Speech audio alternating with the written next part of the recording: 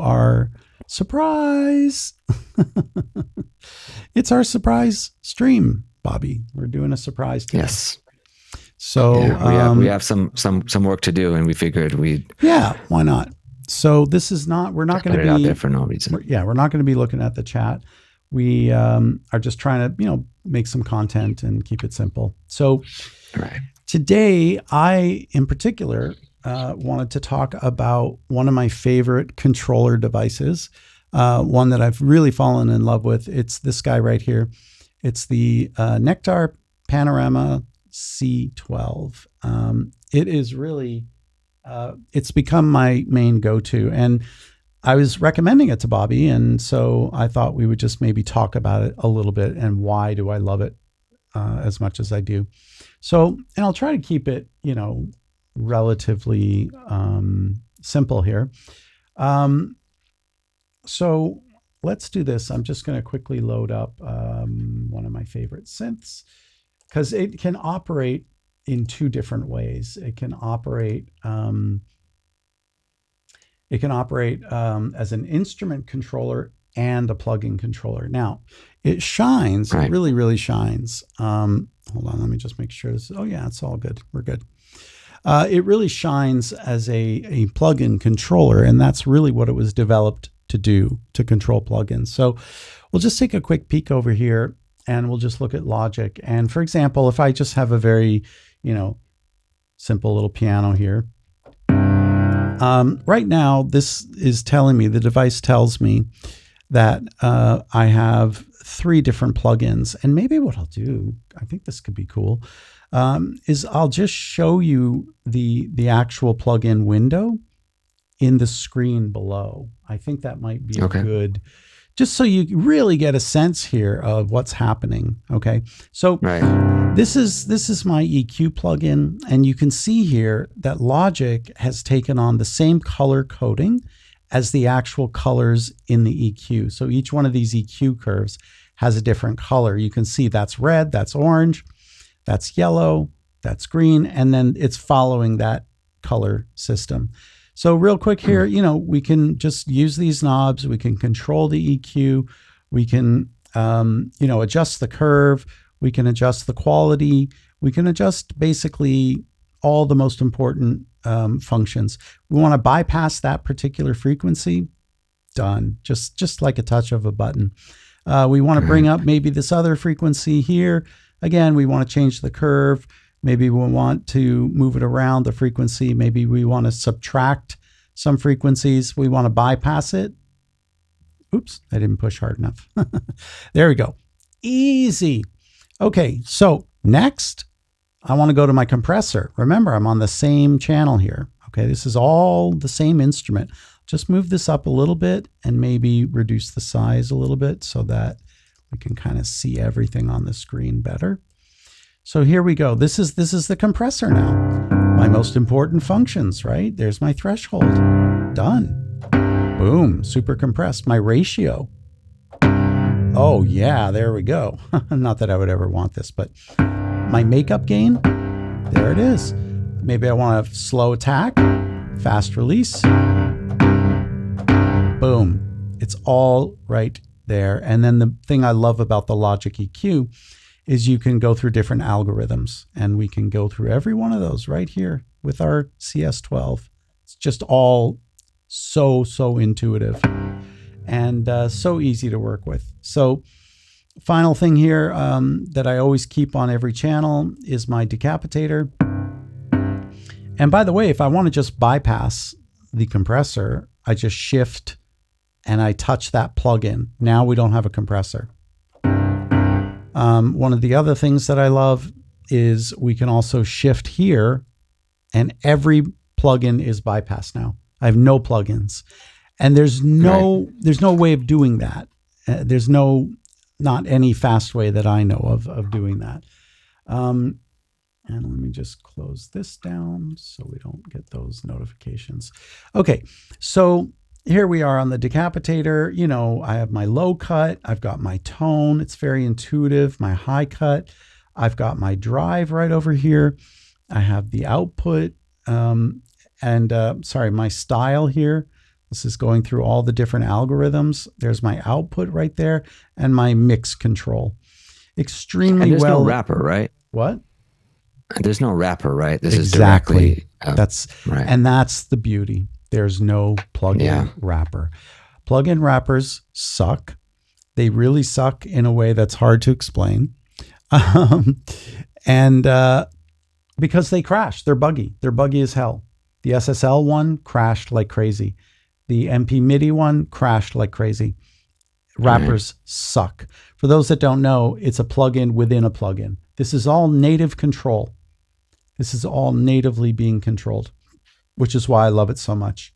Now, let's look at this now as a instrument controller.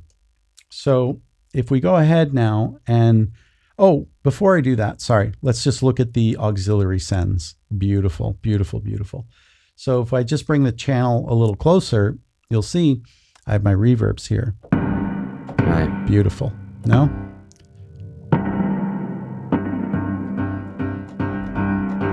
There we go. Some delay. I mean, this is just beautiful. My special delay. My H3000. Right? My plate reverb.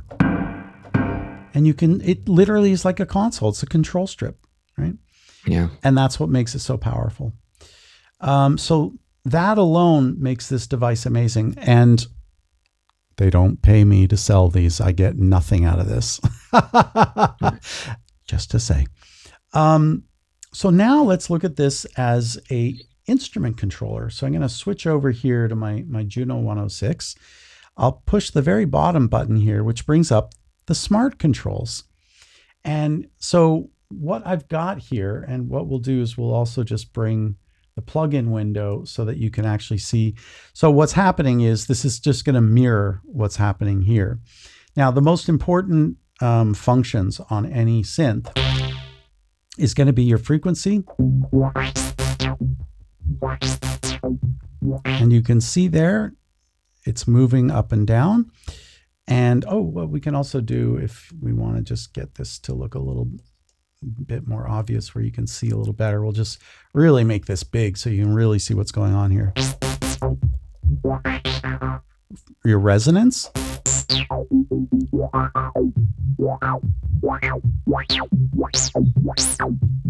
Okay.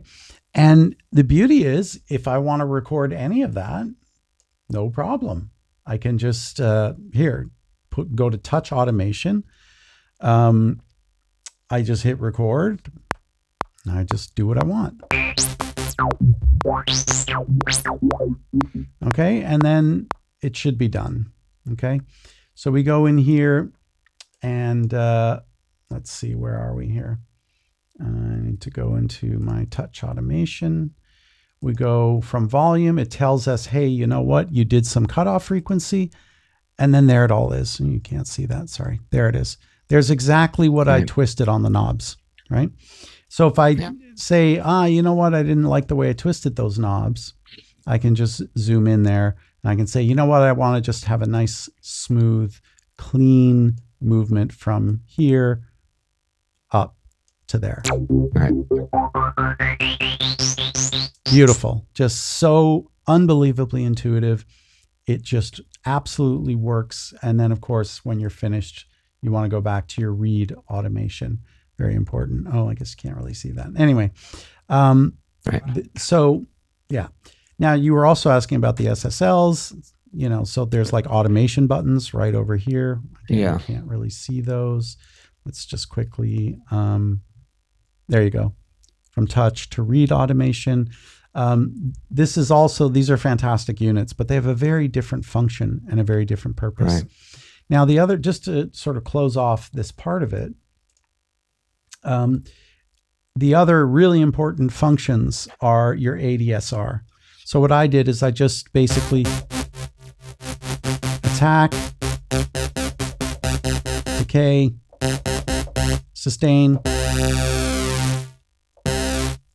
and release. And then the filter as well. Attack, the secondary ADSR. So I have both ADSRs at my disposal And again, these are the most important functions. I love portamento on synths, so I assigned this to the portamento amount. Oh, you can't see that. I'm so sorry. So this became my portamento amount. You can sort of see it moving there. And I think this is my pitch bend amount, if I'm not mistaken. Bend range. Yeah, right there. So this becomes a full instrument controller, right? Also, if you don't like the way the assignments are set up, like if I touch the EQ immediately, oh, you can't see, sorry, it comes back. So immediately I get my EQ curve. If I don't like, I'm not going to do this, but if I don't like the way that I want this not to be my, frequency amount, and maybe I want this to be the frequency amount, I can shift and move. So you can set it up any way you like. You're not stuck. Yeah. They do it incredibly intuitively. Like it really just works. Everything just works nicely. So I love, and then you have the obvious things that, your transport control, which I never use, honestly. Your record and whatever, all that stuff. Right. The cycling on and off. The one thing I do use actually a lot more than I thought I ever would is the markers. So you can just add your markers. It's so clean and intuitive. Again, like if we just, if I just bring this out for you a little bit, if I just want a marker over here, I just, boom, there's a marker. If I click on the next bar, I want a marker. There it is. There's the second marker. Right. You can see them there. Let me see here if I can get this a little bit. There you go. So then if I want to go to bar 4 and I want a marker on bar 4, boom. Now I got a marker on bar 4. If I want on the next beat of bar 4, boom, I got a marker right. I mean, this is worth it. And then of course, if you don't shift marker, it will take you through your markers essentially. So if we just go back here and then we hit marker, I don't know why it's not working. That's really strange. Normally it just will take you to the next marker point, but it's not doing that. And I don't know why. Have I done something wrong? I don't know why. Anyway, edit that part out. Uh-oh. Is it true? Do you ever use the volume fader? Oh yeah. Or do you just so right. The other obvious things that this does, is controls the volume. So if we just go over here and we look at the main, oops, what did I just do? There we go. If we go to the main channel strip over here, it controls completely your volume, nice and smooth, and your panning as well. Super, and the knobs feel amazing. They just feel great. And then boom, just like a console, I go to my auxiliary sends and I got full control. Oh, you can't see them. Sorry. There you go. So then I got right there. And then, my panning is right here. And then boom, I need my compressor. And there it is. Boom, my compressor open. I got to go to the EQ. There it is. Go to my decapitator. Maybe I want to go back and tweak the synth. Then I've got all the smart controls here.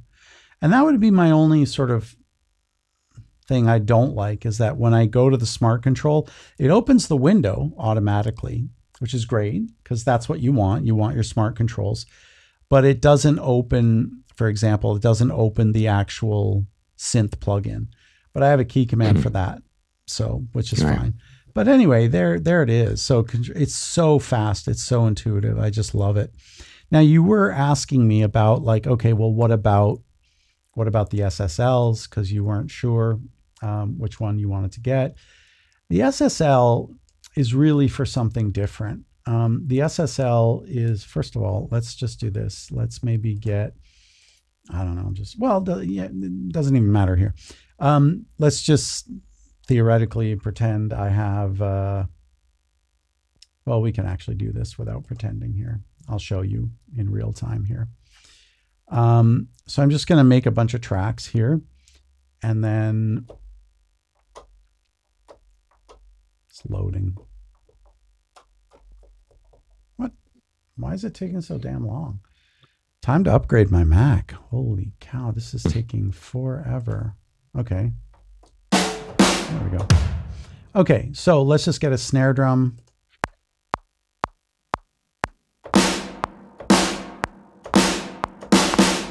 Okay, we'll just take this and, we'll quantize it. And again, we'll just keep things simple.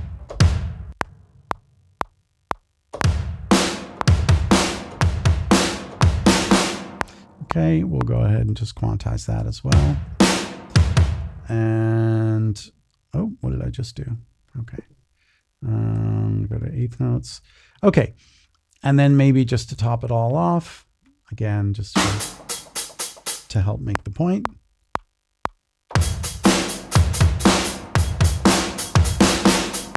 Okay, we'll go ahead and quantize those. And we'll go ahead then and we'll loop everything just to give you an idea. So where this shines and the use case, okay, the main use case here.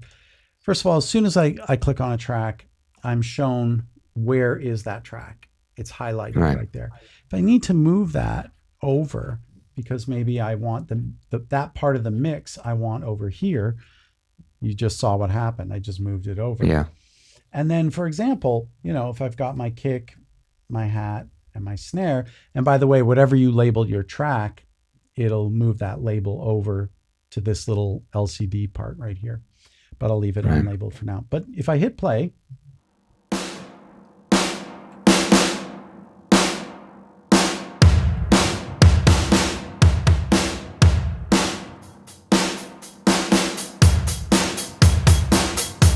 so with one hand, I can completely control. Right. And that's, I want all the drums to come back. Fine. Now, the bus is always available as well. So I can take the whole drum bus down. Yeah. So the reason that I love this so much, and my main use case, honestly, is when I'm at the end of the mix, and let's just go full screen here so everybody gets the context of what am I doing here.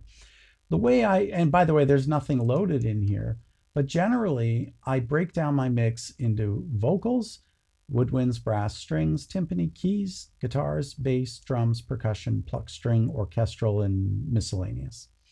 The thing that I love about this so much, if I click on the vocal, which is the top, these are all buses, right? So if I click in the brass, that's all the brass in there. So what I love about this is that, boom, all my buses, I've got full control. At the end of the mix, if I'm just like, ooh, those guitars too loud, I can just bring the guitars back. I need more bass, push the whole bass bus up. My drum bus, not quite, hot enough, I bring up the drums. Oh, wait, you know what I should do while I'm doing that? I should do this so you can see what's happening with my hands. There we go. So yeah, if I want, I have the full control over every single bus in my mix. Okay, so all the way down to the master. This is the master fader right here, right? So live tracks, aux, orchestral, pluck strings, percussion, drums, bass. And the reason I have a bass bus is that sometimes I'll load multiple basses, for example. There's my guitars, keys. Timpani is so important to me that I have a separate bus just for timpani. And so this allows me... Yeah, I found that pretty interesting. Yeah, we're going to talk about that in a minute. But the point is, at the very end of the mix, boom, I have full control over every single bus in my mix. And that is a very powerful option. It's precisely why I have two of these, okay? Because I have about, 12 to 14 really important buses, and I need control. Then, as you would expect, this becomes a full MIDI CC controller. Okay, you push one button, boom, it just flipped everything. So, for example, now it's only MIDI CC. That's the, I guess, problem or issue, I would say. So if we go back to that synth, which normally I'm going to be controlling from the Monogram, the Panorama CS12, I have, let's see, there we go.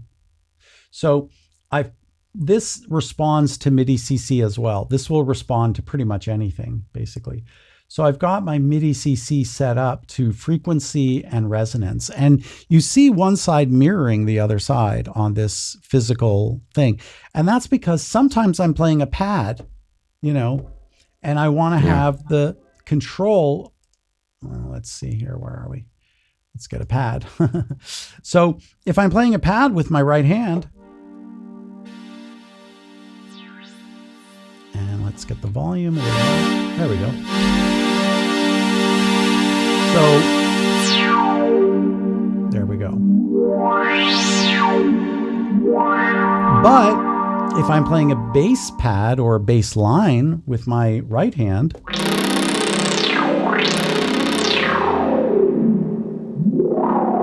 and that's why I sort of have them mirrored. Right. So, and then they're all labeled so that I know this is my mod wheel expression. Let's go full screen. There we go. Mod expression, same. Mod expression, cutoff, resonance. This is logic volume. So, oh no, it's not. So what did I do here? Sorry, then this is MIDI CC volume, I think. No, it's not responding. It's supposed to be. See, this for sure is CC7. This is supposed to be responding normally, but I really very rarely use this because I do have the monogram down here. I don't use the MIDI CC layer, hardly ever, because I have the same things programmed down here on the monogram. So if I'm doing the pad,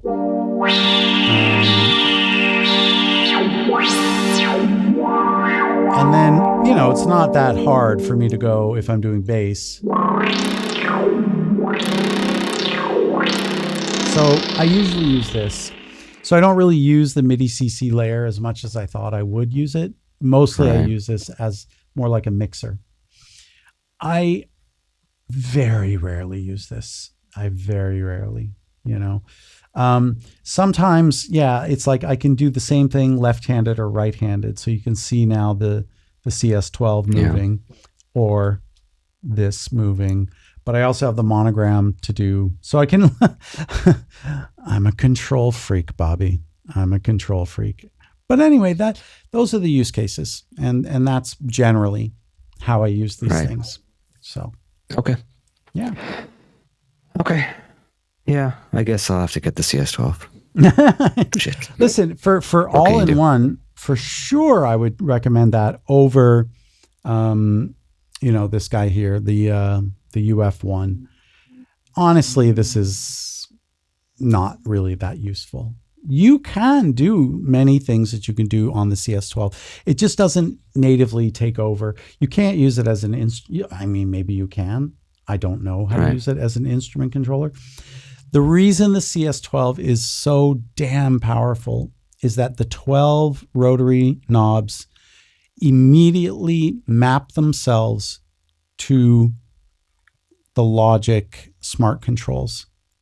Boom. There they are. And that's its power.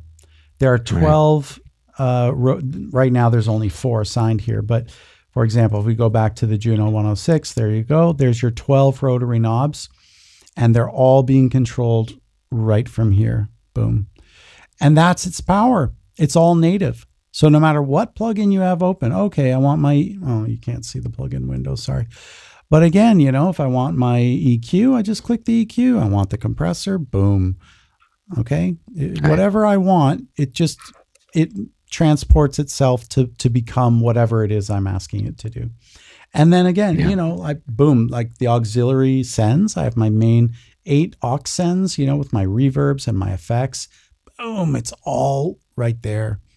So for me, it's a clear winner.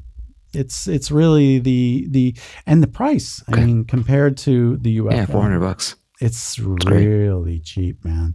For what it is, it's super cheap. Now, a lot of people are talking about this Melbourne Instruments controller that recently hit the market. Yeah, honestly, like the only thing it has going for it is that it has the tactile feedback. So depending on what you're working with, if you get to the end if you go from 1 to 10, when you get to 10, it'll sort of click and let you know you've gone to the maximum. It's like, that's not really helpful. And then it'll, flying faders snap back, but it looks like a toy. I don't know. It just doesn't seem like and I'm not trying to talk bad. I mean, I'm sure it's amazing. Right. Some people love it. I Does just it have feel faders? It doesn't seem. Are we talking about the roto controller? Yeah, the roto control. Exactly. There's no faders on it. There's not a main fader on it. I just feel like it doesn't seem like a serious. It looks more like I don't know.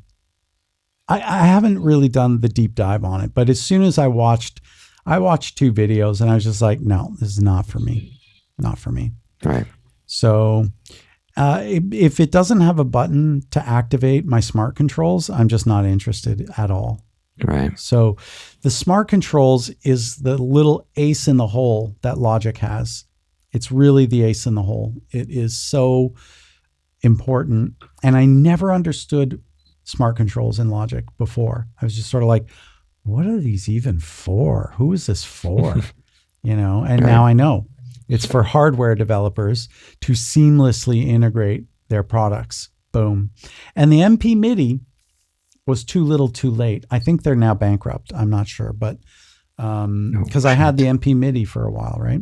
Right. And when I say too little too late, they originally did everything with the plug-in wrapper, which sucked. It was buggy. Right. It crashed.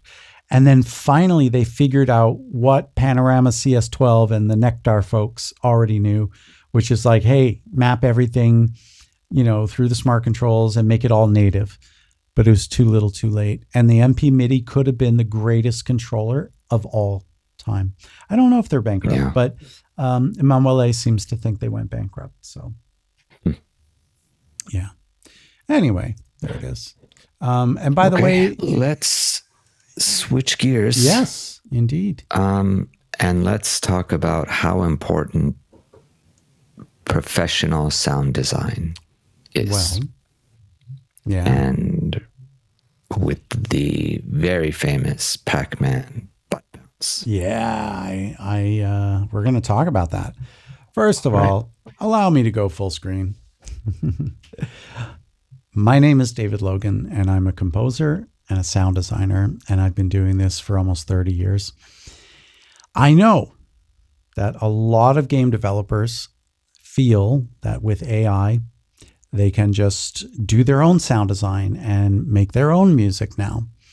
But the problem with that approach is that you're literally just using everything that has been, and you are not getting the intuition and creativity, because I see myself not as a composer sound designer. I see myself as a game developer whose expertise is in the area of music and sound. And I see myself as a collaborator and a very important part of a game development team. And that's the difference between working with a seasoned professional versus having AI do it for you. Don't get me wrong, your game will still be great if you use AI music. But if you want to have the edge, why not have the edge in every single department? No, including sound design and also music. There, I just had to say that. I'm sure we'll get a short out of that, at least a short, no?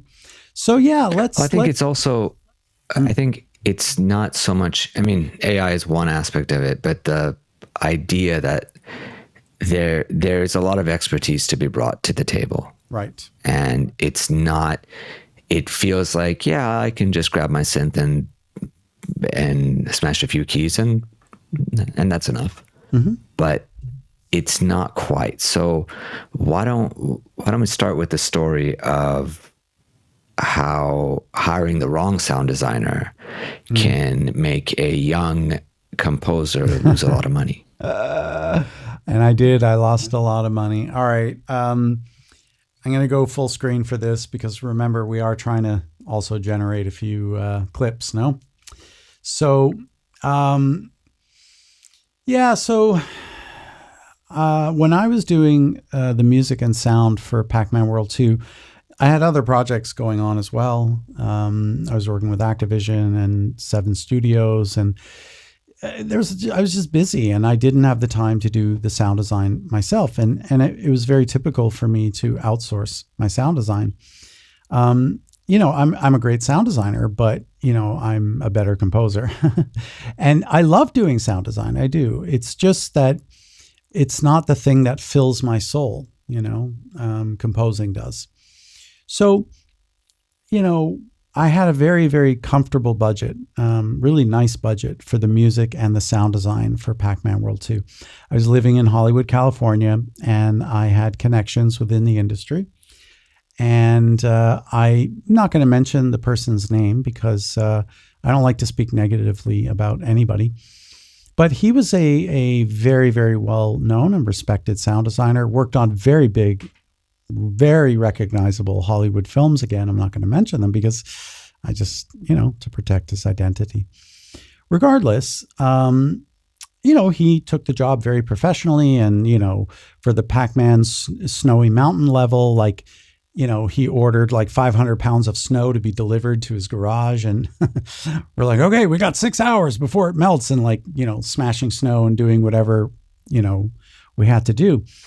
But increasingly, more and more, Namco kept rejecting. They kept rejecting a lot of his sounds. And it got so bad that they flat out just said, you need to fire this guy. We just don't like what he's doing at all. And I was devastated because I spent all my budget on it, and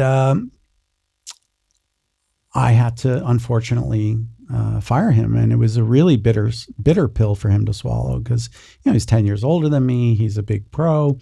Here's this younger 31-year-old producer firing him. He was quite bitter, really angry and bitter about it. But it wasn't me firing him. It was Namco. And I think that's what made it worse for him. But regardless, not a story about him.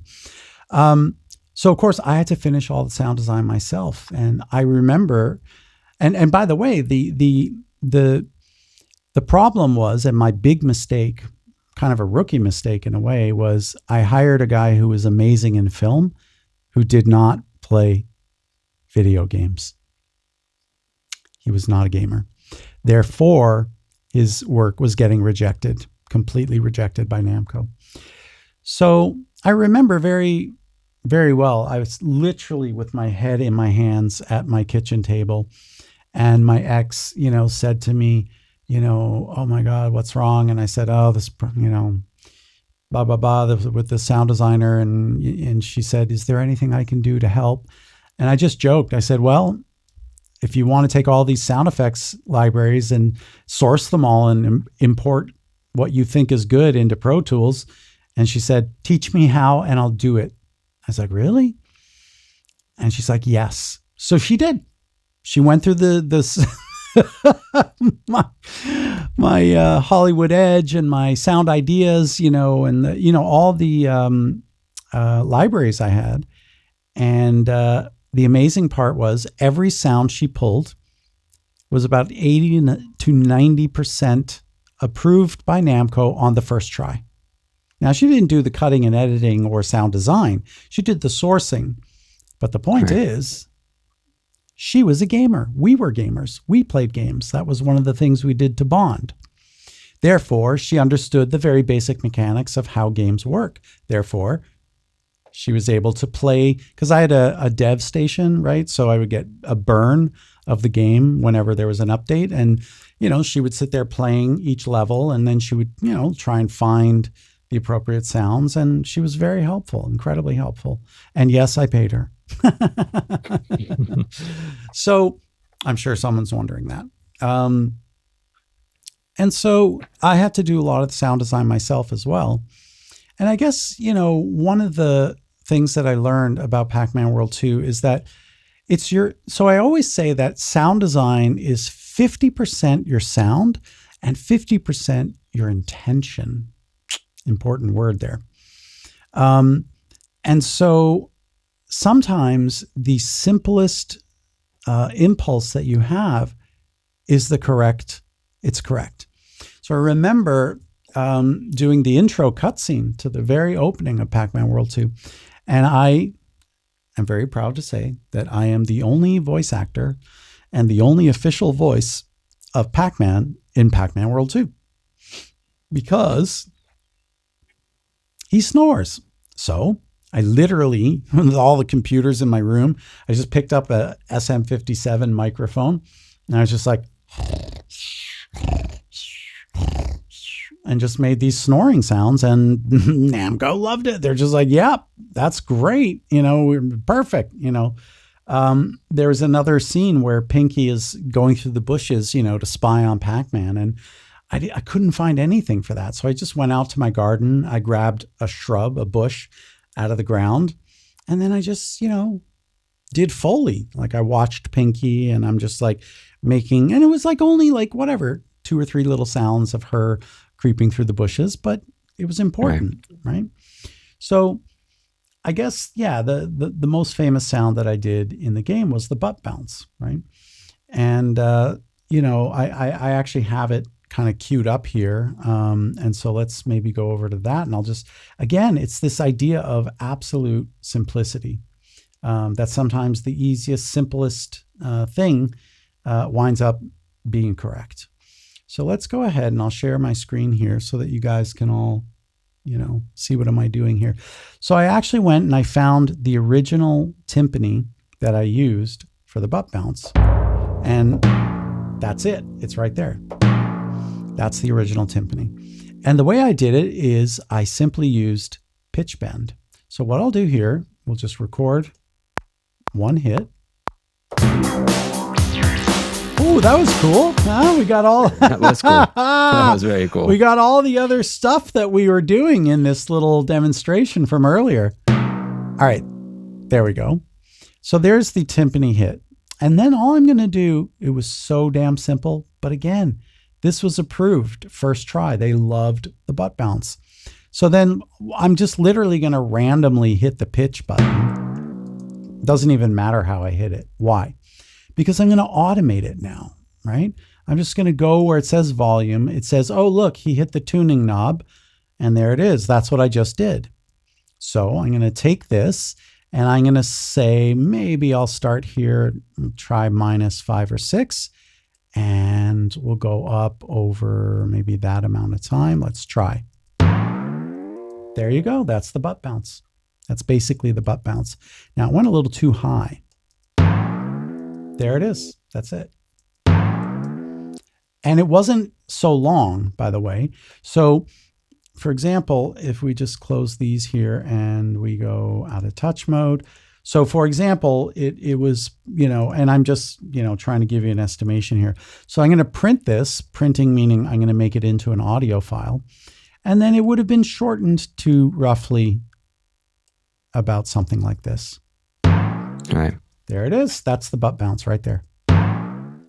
Now, it's not the exact butt bounce that I did in Pac-Man World 2, but this is a very close example of how I did that. And again, this is the idea, Bobby, that, good sound design, it doesn't have to be like, super complicated. It can be really, really dead simple because look, I'm sure there's like at least one person yelling at their screen like, I could have done that.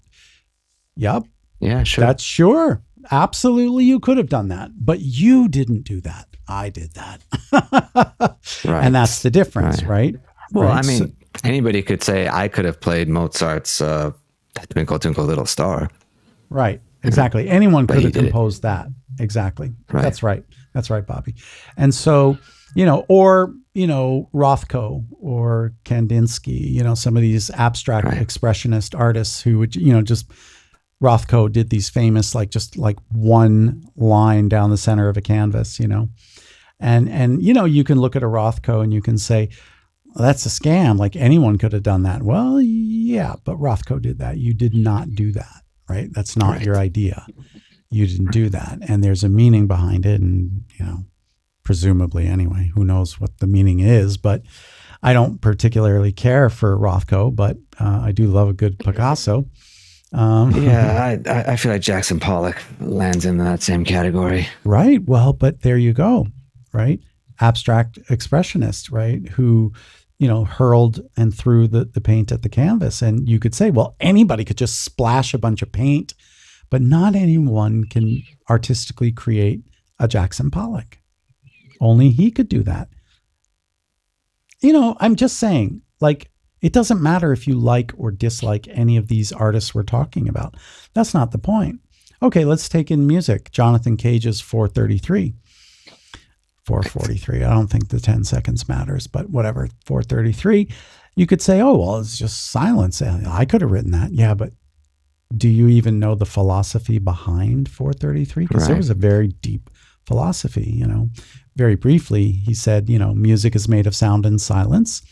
Composition is the integration of these. And he then went on to describe, originally I had long sounded notes on the piano with long pauses in between until I removed all the sounded notes and was left only with the silent notes. And the point is, music is made of sound and silence is a brilliant and true statement, because that drum beat you just heard, boom, pop, boom, boom, pop, right? Well, it's the space in between pop, pop, pop that makes that beat funky. Well, not even funky, but cool. Right. So he was right. So I don't know. Does that cover it? Yeah. I mean, questions? I would say, with regard to sound design, what is the aesthetic that a good gamer brings to understanding sound design? That it's not just, okay, I need a sound for this, I need a sound for this, Look, how important is that experience, and how is it applicable to the day-to-day? Well, okay. And again, I'm just going to go full screen because we're just trying to get a few shorts, so I may as well go high res for this. I think that part of this comes down to Marshall McLuhan's, theories on mass media, and the medium is the message in particular. This idea that every form of media has an intrinsic built-in effect, and that there's 4 laws of media. Anyway, one of them is that every new form of media replaces another form of media, and the content of any new form of media is an old media. So very good example of this, if you look at films, the first films, they were just plays, but they filmed the plays. So no one ever had the idea of like, move the camera, right? So, and then eventually, and then editing, editing film was originally used by magicians, because once people understood that the idea of film, like, oh, that's reality on that film, they would, have them sitting in a chair, then edit together an explosion with smoke where they're not in the chair. And then people literally thought the magician disappeared because nobody knew about editing. So, my mistake on Pac-Man World 2 was I brought a great film sound designer into a video game, and he didn't understand the mechanics of gameplay, because for me, I'm a gamer to my core. I was, like 10, 11 years old when Pac-Man came out, and I lost all my quarters and Space Invaders and, Donkey Kong. And that was where I lived, in the arcade, and Asteroids and making the music for the reboot of Asteroids and Pac-Man World 2, like 2 iconic games from my childhood. It was just like a dream come true. So I think that a real gamer understands game mechanics because they've played their whole life. Also, what they bring to the table is the culture of gaming, because there's a very strong culture in gaming. And it's very different than, like, let's say, the culture in Hollywood, very different kind of culture. And, I guess that everybody in Hollywood is sort of trying to belong and be famous, whereas gamers sort of all don't belong. It's changing now. It's changing now. The game industry is becoming more like Hollywood. Right. But I'm talking about the original batch, like the guys I worked with in LA, literally in Santa Monica, and the guys I worked with in Hollywood who were gamers. They were all disenfranchised. We were all nerds and geeks and, didn't belong anywhere. And gaming wasn't big business back then the way it is now. Right. We weren't talking about, like I remember Pac-Man World 2 had I asked, what's the budget on the whole game? And they told me it's just shy of 10 million. And then it wound up going over to like 11 million or something like that. That was unheard of. That was an obscene amount of money. And now GTA 6, whatever, it's been 12 years in the making, and who knows how many billions with a B they're spending on it, still hasn't come out. And so I guess what to answer your original question, what are they bringing to the table? They're bringing their art, number one, whether they're a composer or if they're a sound designer, and they're bringing their culture. They're bringing their gaming culture. And this is why me hiring a Hollywood sound designer failed on Pac-Man World 2, because he brought Hollywood pro expertise. Because look, film is linear, games are non-linear. Right there, he's not qualified. And I made a huge mistake by bringing him on. So we're bringing our culture, our craft, and more importantly, and this might be the most important, we're bringing our disenfranchised soul. What do I mean by that? I mean, we are seeking to belong somewhere in the world because we don't feel I know I don't feel I belong anywhere in the world, but when I'm around gamers, I feel I belong. Does that make sense? Yeah. I'll give you a small example. When people say, oh, well, that's on the internet, it's not real life. It's like, dude, this is as real as I get, man. I mean, I'm, so you're going to say that my relationship with Bobby as a business partner and as a friend is not real because we never met in person? That's bullshit, So, and I have this button to remind people, be authentic. And I guess that's the other thing that you bring. You bring your authenticity, your experience, your craft, your art, and your basic understanding of gameplay mechanics, and I don't know. I think I answered it. So I see, by the way, the chat's blowing up. We got Kiwi, got Spin. Peeked in and out. Unfortunately, this wasn't that kind of stream. No, I know. But I explained. Yeah. So I'm just saying hi. Right. Hi to Kiwi. We can edit this out if we have to for our guys. We're just trying to do some, materials for shorts and whatnot. So, but hello, everybody. Right. Yeah, you're going to get the story of the, and by the way, Spin, just quickly, the original Butt Bounce Timpani is from that Sample Cell 2 original library. That's where the source is, by the way, just so you know. And I can tell you very quickly, I'll give you because, it's Spin. We got to do Spin a solid on this, man. He's going to really appreciate this. So Spin, this is the official name. It's called Timp B1 HRD MALFF. That is the official Butt Bounce timpani that I actually used, as I recall. It sounds exactly the same. So that's it. I used this on, let's go full screen real quick here. So there it is. Spin, just for you. So anyway, so what else are we good? Are we, I think we're good for now. We're good for now. Yeah. All righty. Yeah. We'll pick up the rest for tomorrow's stream. Yes, we're still going to have a stream tomorrow, guys. So this is not a replacement for tomorrow. This is just supplementary content. Yeah. We're just trying to get our social media active. Right. Yes. Consider this the DLC. Yes, this is our downloadable content. Right. All right, cool. Okay. So I'm going to go ahead and stop the stream because we're good to stop. So, hey, goodbye, everybody. I'm not going to end the same way I normally do because I'm just